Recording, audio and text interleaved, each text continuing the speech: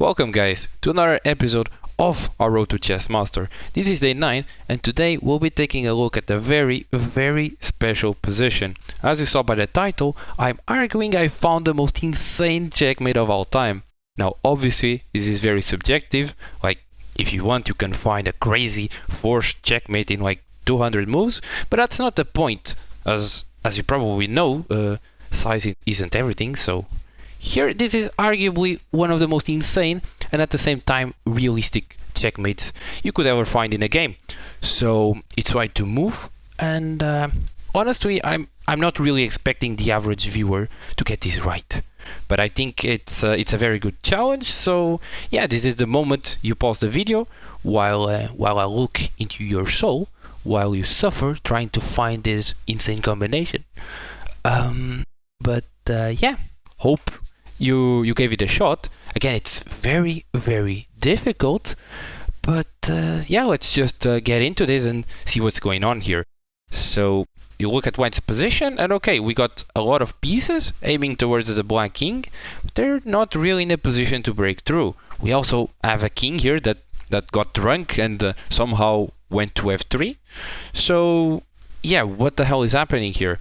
Like, since we know this is checkmate, well, I'm telling you this is checkmate because, as you can see, not even Stockfish sees the checkmate. He's saying this position is a draw. But okay, since I'm telling you this is checkmate, you know that you have to play a forcing move to get the black king into trouble. But how can you do this?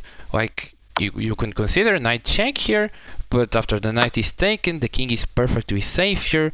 Even though the rook is here, you can't really attack the king. So you can consider, I guess, this check, but after the knight is taken, again, you can try checking, but the king just hides, and you're not really in time to do anything. So what is happening here? Am I just bluffing? Well, not really. So you have to consider the most ridiculous move in this position. And if I tell you that, you probably start considering the right move.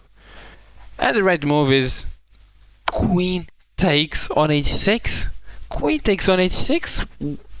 What is this? This is just madness. Like, the queen can be taken both by the pawn and the king. But yeah, just take a second to appreciate the madness of this move. But again, let's unpack and see what's happening here. If the queen is taken by the pawn, well, actually this is pretty simple. The knight can just hop in. This gives a check, and since the king is just restricted here, after king h8 and rook g8, well, this is just checkmate. So the king is pretty much forced to take the queen here. But now the rook can check. King goes to g6, literally only move because everything is just attacked here. So king g6, and you look at this and you start calling me insane again because there's no checks here. The king is just, I don't know, the black is just gonna play f7, king is gonna escape. What is happening here? Well, actually, if you didn't get here before, you can pause the video again and try to find another ridiculous move. But it turns out the only move that allows checkmate for white here is actually king to f4. King to f4, like, you're hunting the black king, and in the midst of all the madness, you play a move with your king and a move with the king forward. What is happening here? This is just unbelievable. But the point is, you're just trying to open the diagonal for your bishop to come in and just murder the black king. And okay, if I tell you that, you might get a little bit skeptical. Why not just king e3? This opens the diagonal all the same. Well, but in this case, the difference is that you're just stupid because now the pawn can move, and yeah, after the king moves, the queen gets in. So this wouldn't be very clever. And yeah, same idea. If king g2, you just push the pawn or even take the knight. The point is, the queen is now open and the king is gonna get away. So the point of king f4 is actually to block the pawn, and actually it will help restrict the black king. You just wait a second. I know this seems crazy. So first things first, if the knight is taken, well, now the bishop can check, like I said, And now if you take a look, the king restricting the black king, the pawn restricting forces the king to go to the h file. And after the king lands on h7 or h6, it doesn't matter. Bishop takes on f7 and the king is just dead here. The queen has to block. And yeah, this is just checkmate. But if you thought the mystery is solved, well, you're kind of wrong. Because back here, instead of taking the knight, actually black as a last resort for you to go crazy. Because in this position, he can play queen to e6, sorry.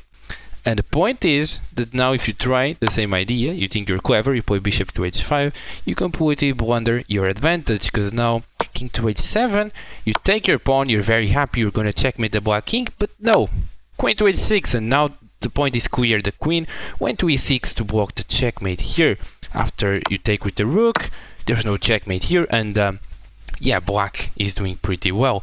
So back here, instead of bishop to h5, you have to find one last trick here. So again, for like the 10th time, just pause the video and yeah, what would you play here? Actually, the correct move relies on the idea that you still want to play this bishop check. But if you play the bishop check, now the king hides. So what's a reasonable way to prepare this? Well, you just put the rook back here, rook to h8, and now the point is clear, now the bishop check is coming, and now the bishop won't block the rook, and yeah, this will be checkmate all the same. And the beautiful part of all of this is that now black is finally powerless, and no matter what he does, checkmate is coming. For example, if the knight is taken, bishop here is just checkmate, again because of the king and the pawn. How ridiculous is this? And even if the queen takes here and delays the checkmate by one move, you can just take back, and yeah, this checkmate is coming because the king is just boxed in here. So yeah, that's now the mystery is finally solved. Before you go though, I'm still gonna put another incredibly interesting puzzle, not as hard as this one, but since you're now warmed up, I think you're gonna be able to solve this one. So drop down your suggestions down below, and yeah, that's it. Hope you guys enjoyed. Please like and subscribe if you did, it kind of helps a bit, and catch you in the next one. Bye.